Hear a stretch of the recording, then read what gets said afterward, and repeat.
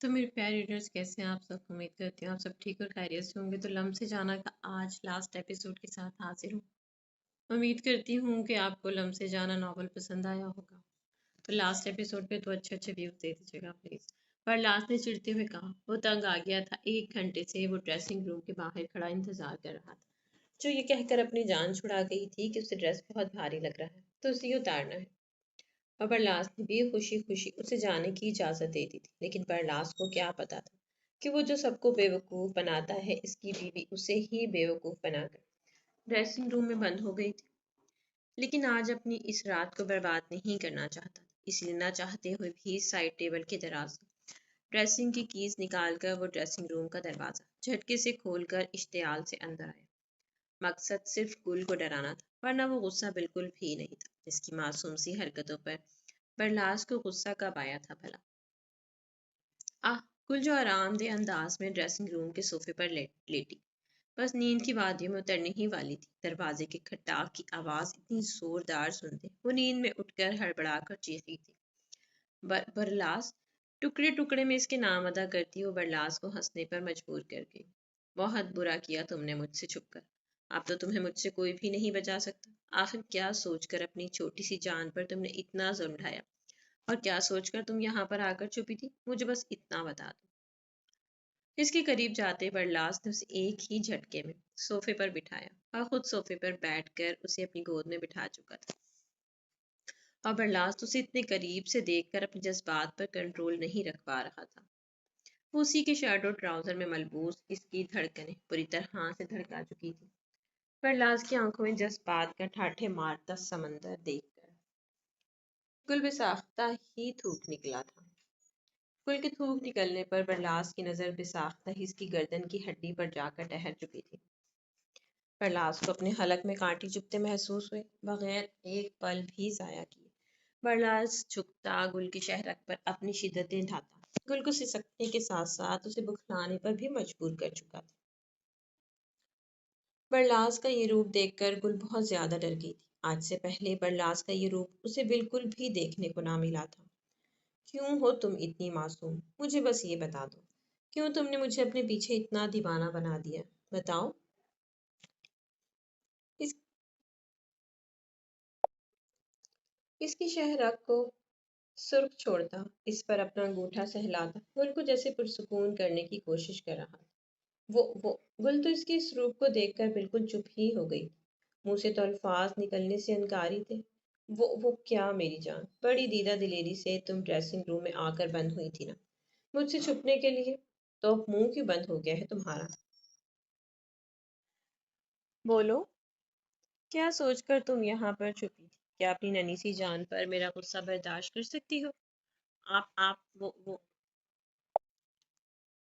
پیچھے تو ہو جائیں۔ کانپتے الفاظ میں کہتے گل نے اسے پیچھے کرنا چاہا، لیکن برلاس نے اسے مزید اپنے قریب کر لیا تھا۔ اس کی گردن میں چہرہ چھپاتے اس کی پوری گردن اپنی بیئرڈ رگڑتا وہ گل کو سسکنے پر مجبور کر گیا تھا۔ برلاس سے مزید برداشت نہیں ہو رہا تھا، اسی لیے بغیر گل کی سنے اسے اپنی گود میں اٹھاتے کمرے کی طرف لے جاتا، بیڈ پر نرمی سے لٹاتا، کمرے کی لائٹس آف کرتا، خود میں گم کر چکا تھا۔ ڈرو نہیں یار، نہیں کرتا میں اپنی جان پر غصہ، بڑا ہی رحم دل ہوں۔ تم بھی کیا یاد رکھو گی کہ کیسا نرم دل ہسبینڈ تمہیں ملا ہے؟ گل کی زبان تو گویا تالو سے چپک چکی تھی، کچھ کہنے کے قابل وہ بھلا کہاں رہی تھی۔ برلاس کی بے باکی اور بےتابیوں کے آگے گل کی چھوٹی سی جان ہمیشہ ہی بے بس ہو کر رہ جاتی تھی۔ برلاس اب بہت برے ہیں، برلاس کے دانتوں کا لمس اپنی گردن پہ محسوس کرتے بے ساختہ ہی گل نے کہا۔ تو برلاس نے مسکراتے اس کی گردن میں چہرہ چھپایا اور اس کی وجود میں گم ہوتا چلا گیا۔ گل بھی مسکراتی اس کی قید میں اپنے بازو حائل کرتی خود سپردگی کے طور پر اس کے سینے پر اپنے دانت کاٹ چکی تھی۔ برلاس بھی اسے اور اپنے وجود کے قریب کرتا، اس پر اپنی شدتیں ڈھاتا، اس کی نازک سی جان کو سہنے پر مجبور کرتا، اپنے وجود میں چھپاتا، آنکھیں موند چکا تھا۔ گل بھی اپنے شوہر کے محفوظ باہوں کے حصار میں سوتی، دنیا جہان سے غافل اپنے مضبوط صاحبان کی باہوں میں ریزہ ریزہ ہو کر لیٹ چکی تھی۔ صبح نہایت ہی خوشگوار تھی، کیونکہ صبح میں خان حویلی والوں کے لیے خوشیاں ہی خوشیاں تھیں۔ پورے خانزادہ حویلی والے اس وقت چہکتے ہوئے ڈائننگ ٹیبل پر بیٹھے ناشتہ کرنے میں مصروف تھے۔ صبح کے تقریباً 11 بجے کا ٹائم ہو رہا تھا۔ سبھی رات دیر سونے کی وجہ سے دیر سے نیند سے بیدار ہوئے تھے۔ محسن زرم کی نظروں کے حصار میں ڈائننگ ٹیبل پر بیٹھی شرمائی شرمائی سی زرم کے دل کے تار چھیڑ رہی تھی۔ روحان اس کے برابر میں بیٹھا ایک ہیپی فیملی کا تاثر دے رہا تھا۔ برابر میں عارش خانزادہ اپنے عشق کے ساتھ بیٹھا اپنی پوری بےتابیوں سمیت اسے اپنے ہی ہاتھوں سے ناشتہ کروانے میں مصروف تھا۔ بقول اس کی بیوی اس کے ساتھ سے ہی ناشتہ کرنا پسند کرتی، ورنہ اس کا دل ہی نہیں چاہتا ناشتہ کرنے کو۔ اور اس کی عجیب سی دلیل سن کر سبھی خانزادہ حویلی میں مسکرائے تھے۔ بصیر اور زریش بھی لڑتے لڑتے ناشتہ کرنے میں مصروف تھے۔ بے شک وہ دونوں لڑ رہے تھے، لیکن ایک دوسرے کی آنکھوں میں احترام اور محبت دیکھنے لائق تھی۔ گل بھی شرمائی گھبرائی سی برلاس کی بے باک نظروں کے حصار سے پوری طرح گھبراتی نروس ہوتی ڈائننگ ٹیبل پر بیٹھی بس ناشتے کو گھورنے کے ساتھ ساتھ برلاس کو کھا جانے والی نظروں سے دیکھ رہی تھی۔ برلاس کو تو بہت مزہ آ رہا تھا اسے تنگ کرنے میں، لیکن گل شاید روحانسی ہوتی اس بار اس کے پیر پہ چٹکی ہی کاٹ چکی تھی، جس پر برلاس نے بڑی مشکل سے اپنی آہ روکی تھی، ورنہ اگر وہ سب کے سامنے چیختا تو اس کی عزت کا کباڑا ہی ہو جاتا۔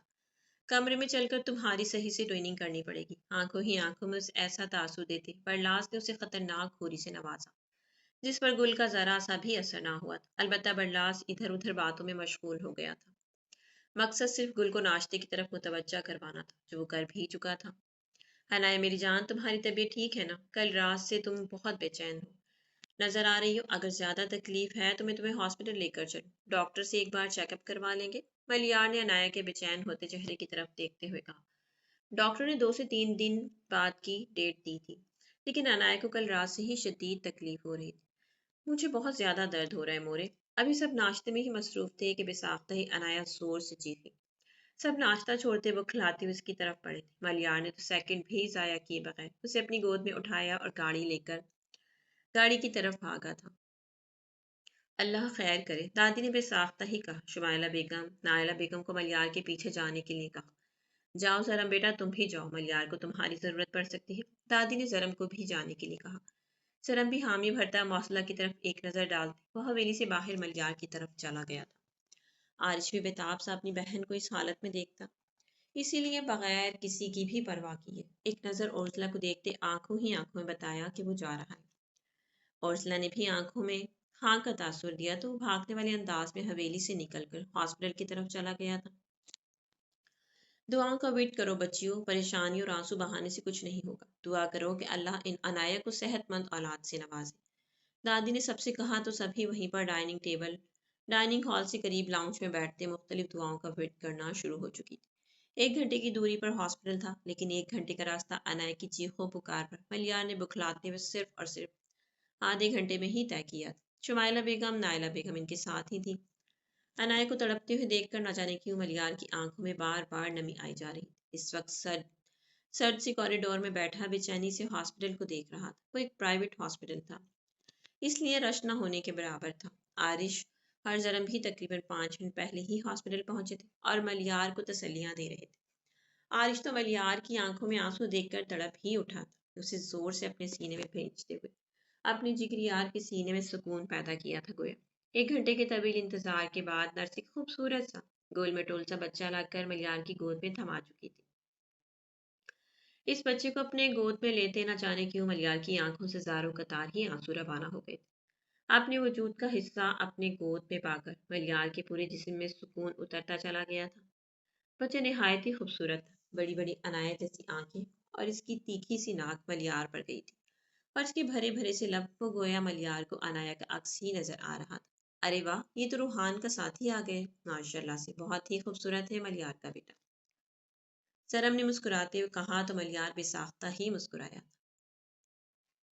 ملیار کا بیٹا؟ ہاں ملیار کا بیٹا۔ مسکراتے ہوئے اس نے یہ لفظ ادا کیے تو گویا اس کے وجود میں سکون سا اترا تھا۔ میں سب کو فون کر دیتا ہوں کہ سب ہی آ جائیں، عارش نے جلدی سے کہا اور ارسلہ کو فون کر کے گویا خوشخبری سنائی تو پوری حویلی میں جشن کا سما ہو گیا تھا۔ سبھی نہایت ہی ایکسائٹڈ تھے ہاسپٹل جانے کے لیے، عنایا کا چھوٹا سا بیٹا دیکھنے کے لیے بھی۔ ڈاکٹر میری وائف کیسی ہے؟ ملیار نے اپنا بیبی شمائلہ بیگم کے حوالے کرتے ہوئے ڈاکٹر کی طرف جاتے پوچھا۔ ٹھیک ہے آپ کی وائف، ابھی وہ بس بے ہوش ہے، تھوڑی ہی دیر میں انہیں ہوش آ جائے گا، ڈاکٹر نے مسکراتے ہوئے جواب دیا تو ملیار گویا مزید پرسکون ہو گیا تھا۔ 1 घंटे बाद पूरी ही खानज़ादा हवेली अनाया के हॉस्पिटल के प्राइवेट रूम में खड़ी खुशी से चीख रही थी।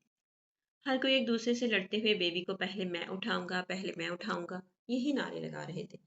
और बड़े तो बस बच्चों को मुस्कुराते हुए ही देख रहे थे। इन सब की जिंदगी कोई पुरसुकून सी थी।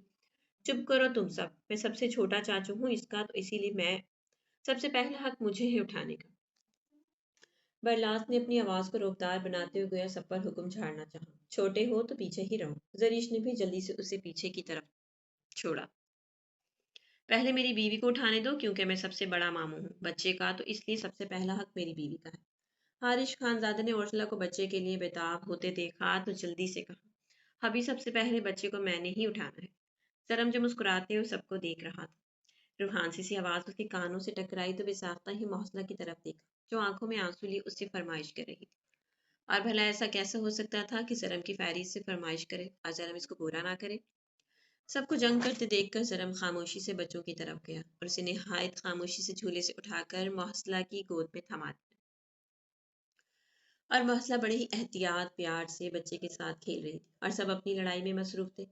रूहान भी अपनी बेटी के पास आता बेबी के साथ खेलने में मसरूफ हुआ। ये क्या किया आपने लाला, इस सूखी लकड़ी को क्यों थमा दिया बेबी? सबसे पहले आप तो बेबी बिल्कुल भी सेहतमंद नहीं होगा। पर लाश की नजर अचानक ही लड़ते लड़ते मोहसिला की तरफ उठी तो चीखते हुए कहा। सभी ने मोहसिला की तरफ देखा तो सभी मुंह फुला गए थे। मम मम वो सब लड़ने में मसरूफ थे। हर जरम खानजादा अपनी पैरी की ख्वाहिश पूरी कर गया। अब जब तुम खेल ही चुकी हो तो हम सबको भी दे दो ना, ताकि हम भी प्यार कर लें बच्चे को। जरीश ने मोहसिला की तरफ देखते घूरते कहा। नहीं, मैं पहले आप ही को दूंगी, मोहसिला ने कहा और जल्दी से उर्सला की तरफ भागते छोटी सी बेबी की उसकी गोद में थमा चुकी थी। सबका निहायत ही भरपूर और ऊंचा सा कहका हॉस्पिटल के प्राइवेट रूम में गूंजा था। हर जरीश का तो मुंह ही देखने के लायक था और मुंह बनाते हुए खफा खफा सी नजर आ रही थी। बसीर से भला अपनी बीवी की नाराजगी कहाँ बर्दाश्त हो सकती। इसने जल्दी से अपनी भाभी की गोद से निहायत एहतियात से बच्चा उठाते अपनी बीवी की गोद में थमा दिया।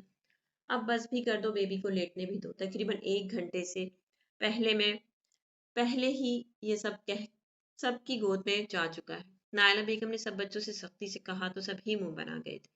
बेबी अभी भी मोहसिला की बाहों में ही था।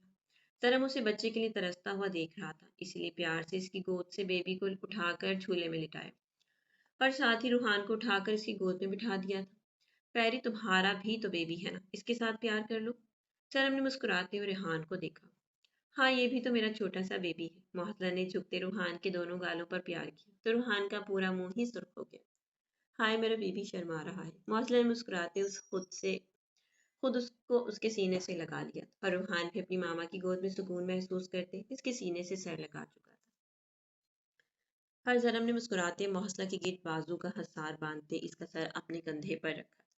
बाकी सारे कपल्स तो अभी भी एक दूसरे से ही लड़ रहे थे कि पहले मैंने उठाया और पहले मैंने उठाया। अलबत्ता आरिश खानजादा औरतों को एक तरफ लाकर बेंच पर बिठा चुका था कि इससे ज्यादा देर खड़ा नहीं रहना चाहिए वरना इसकी बीवी थक जाएगी। अब जहां बसीर और बरलास लड़ रहे थे तो वहीं पर सब बैठे इन दोनों की लड़ाई इंजॉय कर रहे थे। गुल और सरीश भी एक तरफ बैठी अपने अपने शौहरों को लड़ता हुआ देख रही थी। यूं ही हंसते मुस्कुराते खानजादा हवेली वालों पर भी खुशियां मेहरबान हो गई थी।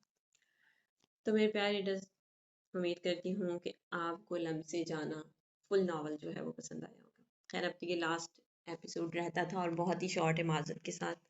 कल भी मैं शॉर्ट एपिसोड दिया था आप लोगों को और आज तो उससे भी ज़्यादा शॉर्ट है।